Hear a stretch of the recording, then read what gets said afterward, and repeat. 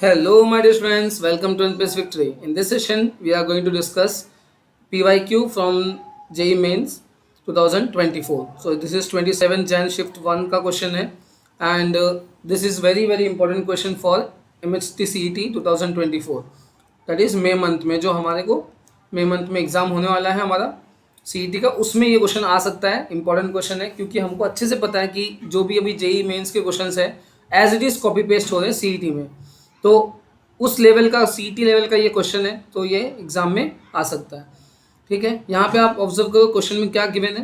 Question में बोला गया है let A vector is given to us and B vector is also given to us and let C be the vector such that some relation given a cross c is equal to b vector and a dot c is equal to 3, then the value of this.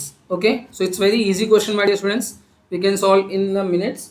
Okay, तो यहाँ पे observe करोगे आप क्या दिया है a, उसके बाद यहाँ पे ब्रैकेट में c cross b vector minus b minus c. Okay, इसकी वैल्यू निकालना है. तो बहुत ही सिंपल क्वेश्चन है. आपको करना क्या है, देखो ध्यान से. अच्छा, ये जो ब्रैकेट यहाँ पे देखो दो दिया है, एक ब्रैकेट ऐसा क्लोज, मतलब ये वाला ब्रैकेट जो ये ए डॉट है वो पूरे के साथ है, तो डिस्ट्रीब्यूटिव प्रॉपर्टी लगा के इसको डिस्ट्रीब्यूट कर दो. तो ए डॉट ये हो जाएगा C cross B. Okay, and then minus A dot B distribute कर दिया हमने, minus A dot C. Right, अगर आप ऑब्जर्व करो अपने को ये वैल्यूज चाहिए बस. ठीक है, तो ओके, तो यहाँ पे हमारे पास क्या देखो, यहाँ पे हमारे पास क्या क्या गिवन इन्फॉर्मेशन है, इसकी वैल्यू निकालना है हमको. तो इन्फॉर्मेशन देखो, अगर ऑब्जर्व करो तो ए डॉट सी तो डायरेक्ट गिवन है. ए डॉट सी तो हमारे पास है सर. ए डॉट सी की वैल्यू कितना दिया है 3. हमको ए डॉट बी की वैल्यू चाहिए. अगर आप ऑब्जर्व करो ए का वैल्यू भी दिया है और बी का वैल्यू भी दिया है, तो उनका डॉट लेना तो बहुत ही आसान है ना.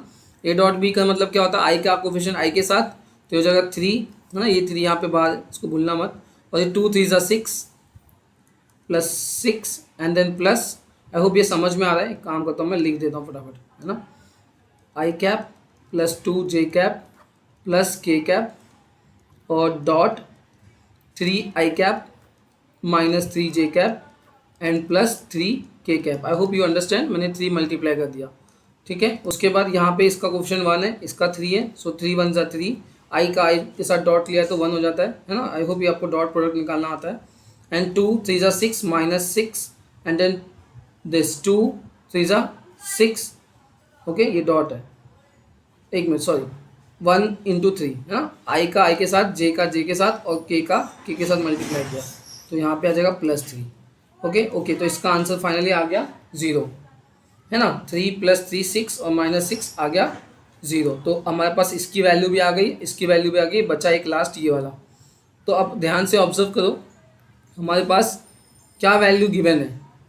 ठीक है, ऑब्जर्व करो हमारे पास कुछ वैल्यू गिवन है. वो वैल्यू क्या है, मैं यहाँ पर लिख लेता हूँ.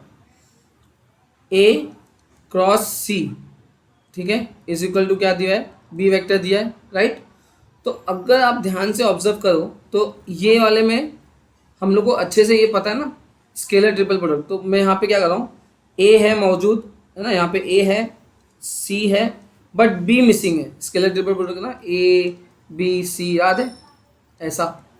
इसको हम लोग लिख सकते हैं A dot B cross C, scalar triple product. Okay, तो ये फॉर्मूला ऐसा होता है ना, ये फॉर्मूला है, आपको समझ लो. ठीक है, आपको याद होना चाहिए. तो यहाँ पे मैं बी से बी डॉट ले रहा हूँ, तो मैंने यहाँ पे बी डॉट लिया दोनों साइड, ए क्रॉस सी, और उसके बाद बी डॉट दोनों साइड में लिया, है ना. And we know very well B dot B मतलब बी स्क्वायर, मैग्नीट्यूड का स्क्वायर यही होता है ना. तो बी स्क्वायर तो अपने को पता ही है, यहाँ से निकाल सकते हैं हम लोग, अंडर रूट ऑफ, है ना, दैट इज का स्क्वायर, बी स्क्वायर मतलब magnitude. So 3 square plus 3 square plus 3 square, so this will be how much, it will be under root 9 plus 9 plus 9. Okay, so it's under root 27 उसका square. सो 27 का square किया तो 27 आ जाएगा. अब ठीक है, हमारे पास ये वाली वैल्यू आ गई. राइट,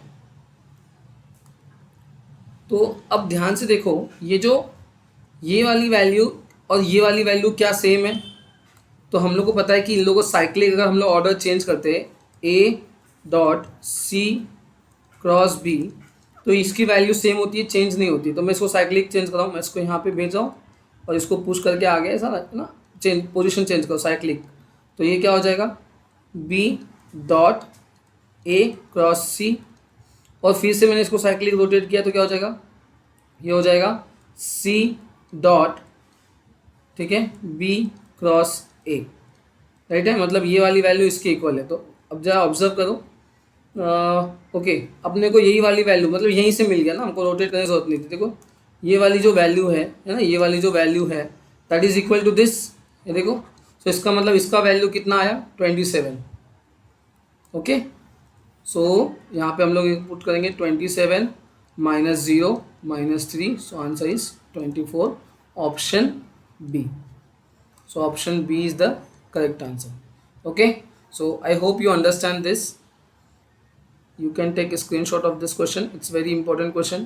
Okay, कुछ डाउट होगा तो कमेंट करिए, और अगर लेक्चर समझ में आया तो like share and subscribe. Thank you so much, bye bye.